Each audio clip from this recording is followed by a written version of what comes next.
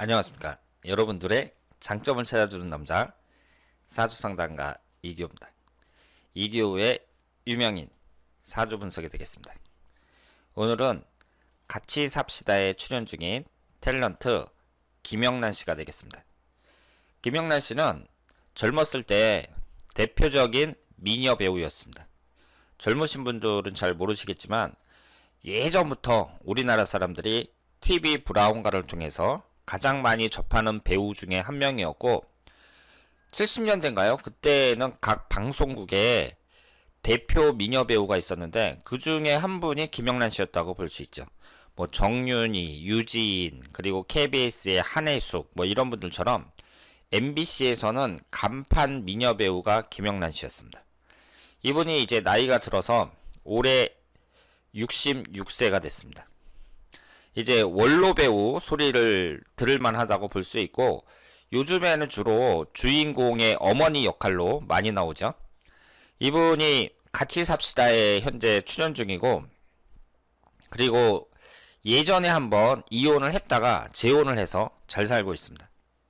이분도 지금까지 살면서 여러가지 우여곡절을 겪으신 분인데 오늘은 김영란 씨의 과거보다는 앞으로 남아있는 인생을 중심으로 앞으로 남아있는 운을 중심으로 해서 분석을 해보도록 하겠습니다.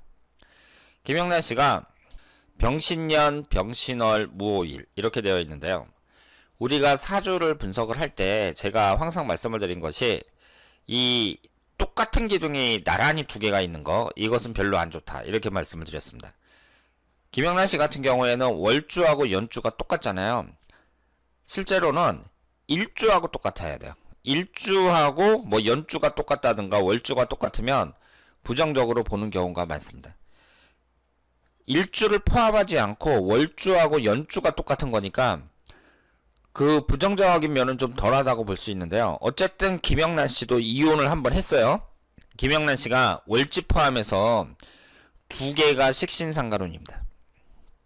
제가 지금까지 연예인들의 사주를 여러 번 분석을 했는데요. 여러분들이 유심히 보시면 아시겠지만 연예인들은 크게 두 가지 특징이 있습니다. 첫 번째로 도화살이 강해요. 그리고 두 번째로 식신상간운이 강합니다.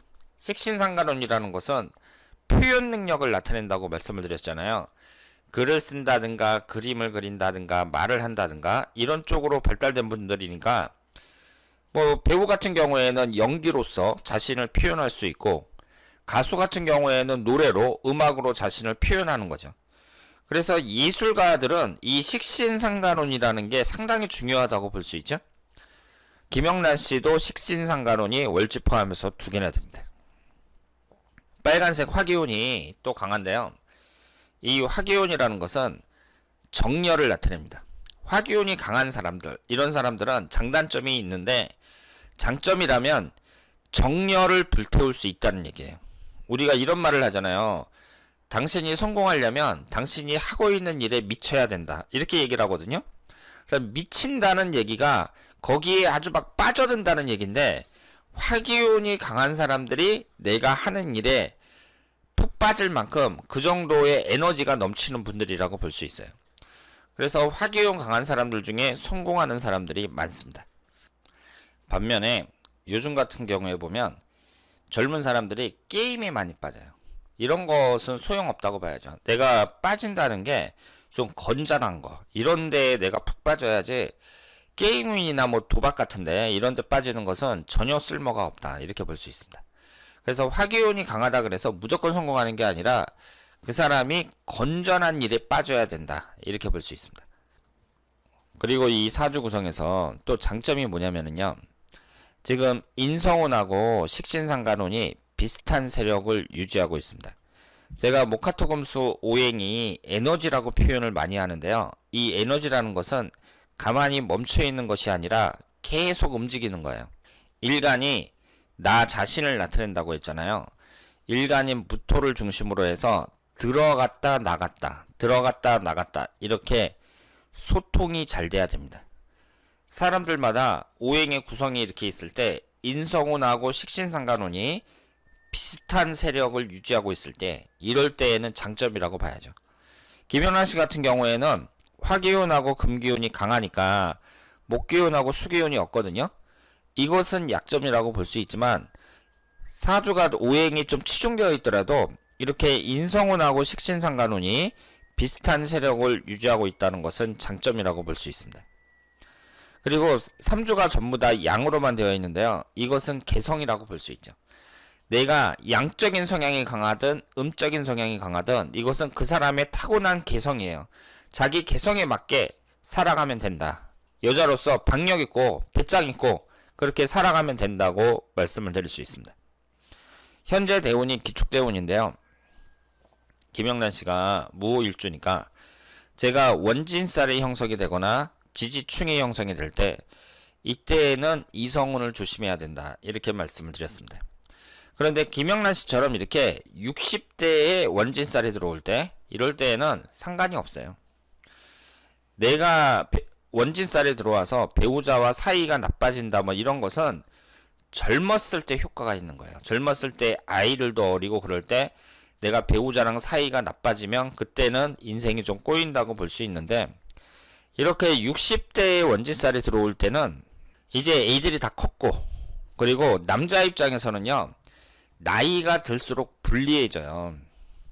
남녀가 있으면 젊었을 때는 남자가 이제 돈도 벌어오고 그러니까 여자한테 막 큰 소리 치고 자기 마음대로 막 바람도 피고 그러는데 나이가 이제 점점 들잖아요. 그래서 60이 넘고 그러면 여자한테 꼼짝 못합니다. 왜냐하면 우선 건강적인 면에서 여자한테 밀려요. 그러니까 대부분의 커플을 보면은요 여자가 남자를 돌봐줍니다. 남자가 먼저 아파요. 그리고 이제 나이가 들면서 남자가 경제적인 능력을 상실하잖아요. 그러니까 그동안 벌어놓은 돈 갖고 먹고 살아야 되는데 옆에서 나를 돌봐줄 것은 부인밖에 없단 말이에요.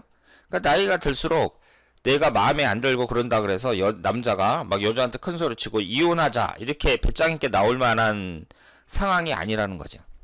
그래서 여자 입장에서 봤을 때 아 내가 60대 70대에 남자 운이 안 좋네 이런 것은 크게 신경을 쓸 필요가 없다 이렇게 볼 수 있습니다. 그리고 지금 이 사주는 그 기축대운이라는 것이 그 비경업제가 강해지면서 나이가 들수록 내 자존심이나 고집도 세진다고 볼 수 있는데요. 1년 운이 올해가 신축년, 내년이 이민년 이런 식으로 쭉 진행이 되잖아요.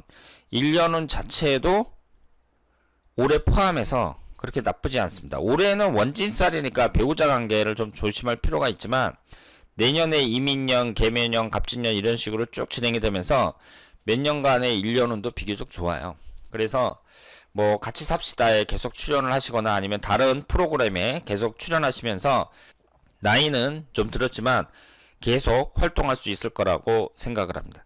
그리고 여기에 있는 것이 월운인데요. 이 월운을 보시면 김영란 씨가 무호일주니까 자수가 들어오는 12월달 경자년 이때가 좀 안 좋다고 주의해야 된다고 말씀을 드릴 수가 있고요. 그리고 화기운이 강하니까 화기운하고 토기운이 강하단 말이에요. 그런데 올해의 월운을 봤을 때에도 특별히 문제가 없습니다. 그래서 제가 봤을 때에는 12월달 정도 이 정도만 주의를 하면 올 한 해도 무난하게 넘어갈 수 있을 거라고 생각을 합니다. 다만 원진살이라는 것은 제가 말씀을 드릴 때 뭐 이성운이 안 좋아진다 뭐 이런 식으로 말씀을 드렸습니다만은 원진살이라는 그 자체가 대체적으로 그렇게 좋은 건 아니에요. 올해가 원진살에 해당이 되거든요. 그리고 올해가 이제 신축년인데 토기운하고 금기운만 들어온단 말이에요. 특별히 나쁜 해는 아니지만 다른 해에 비해서 또 아주 좋은 해라고 볼 수도 없죠. 올해보다는 내년 훈년이 훨씬 낫다고 말씀을 드릴 수 있습니다. 김영란 씨가 아직 젊으셨으니까 아직 66세밖에 안 됐으니까 왕성하게 활동할 수 있을 거라고 생각을 하고요. 그리고 74세 무자대운으로 넘어가면 이때부터는 지지가 충을 받잖아요. 이때에는 특히 건강관리 잘 하셔야 된다. 이렇게 말씀을 드리겠습니다. 자, 그러면 오늘은 같이 삽시다에 출연 중인 김영란 씨의 사주 분석이었습니다. 대단히 감사합니다.